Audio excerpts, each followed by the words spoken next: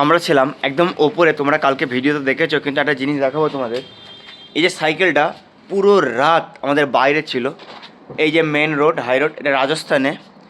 আর পুরো রাত আমাদের সাইকেলটা পুরো বাইরে ছিল।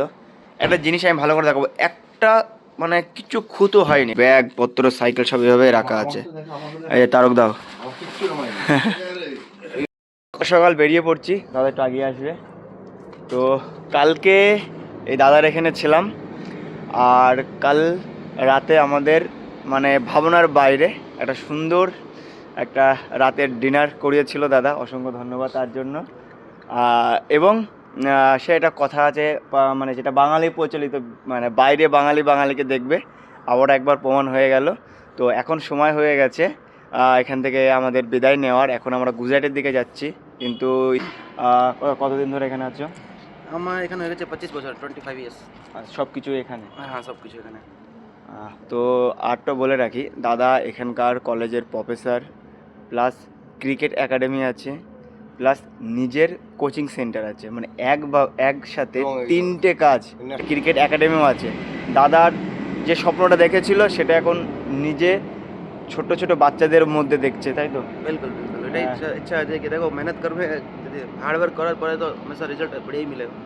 ওটাই কোশিশ আছে কি যেটা আমরা না করতে পারি ওটা অন্য কাজ থেকে স্টার্ট করানো। এটা হচ্ছে একটা মেসেজ আছে কি লাইফের মধ্যে কবি নিজেকে এরকম মতো ভাবো কি আমরা হেরে গেছি, জিন্দগি খতম হয়ে গেছে। নেই, জিন্দগি হমেশা সেকেন্ড চান্স দেয়। ধন্যবাদ দাদা, বাই, অল দ্য বেস্ট। তো চলো যাওয়া যাক। আমাদের যাত্রা তো মানে যেতেই হবে। সব জায়গায় মানুষের ভালোবাসা পাই, সবাই আদর যত্ন স্নেহ করে, কিন্তু তা বলে সেখানে আমরা থাকতে পারি না। একদিনের বেশি দুদিন থাকা আমাদের মানে আমাদের যাত্রাপথে এমনই যে আমাদের একদিন দুদিন থাকলে 3 দিনের দিন আমাদের মানে শরীরটা একদম বসে যায়, সেইভাবে আমাদের সাইকেল নিয়ে আগাতে দেয় না। তাই একদিনই ঠিক আছে, তারপরে সকালে চলে যাও। নেক্সট টাইম জার্নির মধ্যে না, এমনি চালাই আসবা ঘুরতে। হ্যাঁ এখানে আচ্ছা আচ্ছা, ঠিক আছে, একদম একদম। তো চেষ্টা করব পরে রাজস্থানে ঘুরতে আসতে, যেটা হচ্ছে সাইকেল ট্যুর না, এমনি ঘুরতে। তো চলো বাই, সময় হয়ে গেছে যাওয়ার, টাটা, ভালো থেকো, সুস্থ থেকো, বাই। সত্যি কালকে যদি ওই আশ্রয়টা না পেতাম, হয়তো 2 কিলোমিটার পর গিয়ে আমরা জঙ্গলের মধ্যে পড়তাম। দেখতেই পাচ্ছ কিছুক্ষণ আসার পরে শুরু হয়ে গেল জঙ্গল। যে পবনচক্কিগুলো আমরা দেখেছি, সেই পবনচক্কির পাখাটা কত বড় দেখো, প্রায় 100 মিটারেরও একটু বেশি হতে পারে। বাপরে বাপ, এই হচ্ছে বিশাল আকারের পবনচক্কির পাখা। আর আমি এখন আছি রাজস্থানের সাঞ্চরে। সাঞ্চরে ফ্লাইওভার হচ্ছে, আর পুরো রাস্তার অবস্থা খারাপ, পুরো রাস্তার অবস্থা খারাপ। আর পুরো রাস্তাটা আমাকে হেঁটে হেঁটে পার করতে হচ্ছে দেখো। তো এখন পেয়ে গেলাম ভালো রাস্তা, তাই সাইকেলে চেপে গেছি। প্রায় 3-4 কিলোমিটার রাস্তা পুরো হেঁটে আসতে হয়েছে, অনেকটা সময় ওখানে নষ্ট হয়ে গেল। আমার পিছনে একটা এক্সপ্রেসওয়ে, তো এটা দিয়ে আমরা যাব না, আমরা বাইপাস নিয়ে নেব। এক্সপ্রেসওয়েতে যাওয়াটা কতটা কষ্টকর যারা গেছে সাইকেলিস্ট তারা জানে। আমি পৌঁছে গেলাম গুজরাটে, আর অপর প্রান্তে দেখতে পাবে ওয়েলকাম টু রাজস্থান, দেখতে পাবে ওয়েলকাম টু রাজস্থান। তো আমরা একদম এমন পরিস্থিতিতে আছি, একদিকে আছে রাজস্থান আর ঠিক তার অপর দিকে আছে গুজরাট। তো দুটোর মাঝখানে আমরা আছি। তো চলো এখন রাজস্থান ছেড়ে গুজরাটে যাওয়া যাক। আজকে আমাদের রাজস্থানের 1 কাপ লাস্ট চা, একদম অসাধারণ বানিয়েছে চাটা, চা শেষ, অসাধারণ বানিয়েছে। এবং এটাই রাজস্থানের শেষ চায়ে চুমুক। তারপর বিকাল থেকে গুজরাটে চলে গেল, গুজরাটে। আসো রাজস্থান, আসো রাজস্থান, আসো রাজস্থান, আসো এই রাজস্থানে। তো এখন আমাদের এক সাইকেলের এক জায়গা গুজরাট আর একটা রাজস্থান, একটা পতাকা গুজরাটে উঠছে, একটা রাজস্থানে উঠছে। চলো যাওয়া যাক সামনের দিকে, একদম চলো আগে যাওয়া যাক গুজরাটের দিকে। Welcome to Gujarat. তো সামনে আছে গুজরাট পুলিশের নাকাবন্দি চেক, চলো ক্রস করে গুজরাটে ঢোকা যাক। রাজস্থান পেরিয়ে অবশেষে পৌঁছে গেলাম গুজরাট। গুজরাট এই যে জায়গাটা, এটা কারাকোরা গ্রাম। অনেক পাঁচিল দেখেছি, কিন্তু আজকে আমার সামনে যে পাঁচিলটা আছে উদ্ভিদ পাঁচিল। একদম জীবন্ত প্রাচীর দেখতে পাবে। প্রায় তার বাড়ির পুরো এরিয়াটাই এই কাটা গাছ দিয়ে পাঁচিল দিয়ে রেখেছে। কি সুন্দর।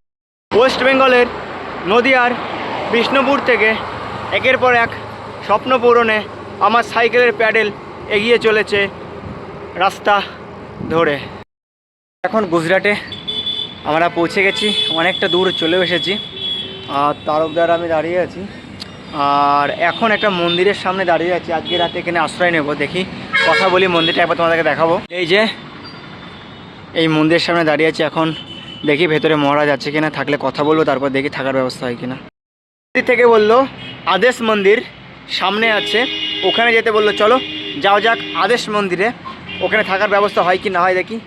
প্রথমে তো এটাই বললাম, তো এখানে ব্যবস্থা হলো না, চলো আদেশ মন্দিরে যাচ্ছি আমরা। গুজরাট আদর্শ মন্দিরে, চলো আদর্শ মন্দিরে গিয়ে কথাবার্তা বলি, চলো যাওয়া যাক। তো দেখতে পাচ্ছ মাতাজি আসার সাথে সাথে গেট খুলে দিল যাত্রী বলে, তো এখন ভেতরে ঢুকতে দিল, চলো ঢোকা যাক। তো আমি এখন আছি গুজরাট আদর্শ মন্দিরে, দেখতে পাচ্ছ আমার পিছনে যে মন্দিরটা আছে এটা আদর্শ মন্দির। আমি আসার সাথে সাথে মাতাজি দরজাটা খুলে দিল, তারপর আমাদের চায়ের কথা বললো, এখন চা বানাতে গেল, চলো চাটা খেয়ে তারপরে স্নান ধ্যান করে ফ্রেশ হয়ে নেওয়া যাক। চলে এসেছে एक मंदिर में गया था उधर में, তো बोला जी इधर में आ जाओ, आवेश मंदिर में जाओ। ठीक है। গাইজ সাথে সাথে জল, সাথে সাথে চা, মানে কয়েক সেকেন্ডের মধ্যে সব কিছু হয়ে গেল। সত্যি মন্দিরে এমনই দরকার আমাদের দেশে। স্নান করার পর অনেকটা সময় বিশ্রাম নিয়েছি, আর এখন সময় হয়ে গেছে রাতের খাবার খাওয়ার। তো চলো যাই দেখি মন্দির থেকে রাতে কি খাবারের ব্যবস্থা হয়েছে। চলো, খুব খিদেও পেয়ে গেছে, চলো। তারকদা দেখতে পাচ্ছ গুটি গুটি পায়ে চলে যাচ্ছে, চলো যাই, দিয়ে পেট ভরে খেয়ে আসি।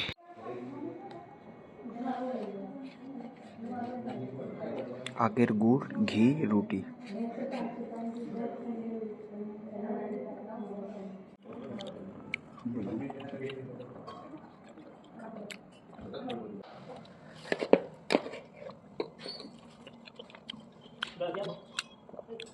খাওয়া দাওয়া হয়ে গেছে, এখন ঘুমিয়ে পড়বো। আশা করি আজকের ভিডিও প্রত্যেকের ভালো লেগেছে। ভিডিও যদি ভালো লাগে তাহলে অবশ্যই একটা লাইক করবে, আর চ্যানেলে নতুন হয়ে থাকলে অবশ্যই চ্যানেলকে সাবস্ক্রাইব করে দেবে। চলো দেখা হচ্ছে নতুন একটা ভিডিওতে, ততক্ষণ ভালো থেকো, সুস্থ থেকো, বাই।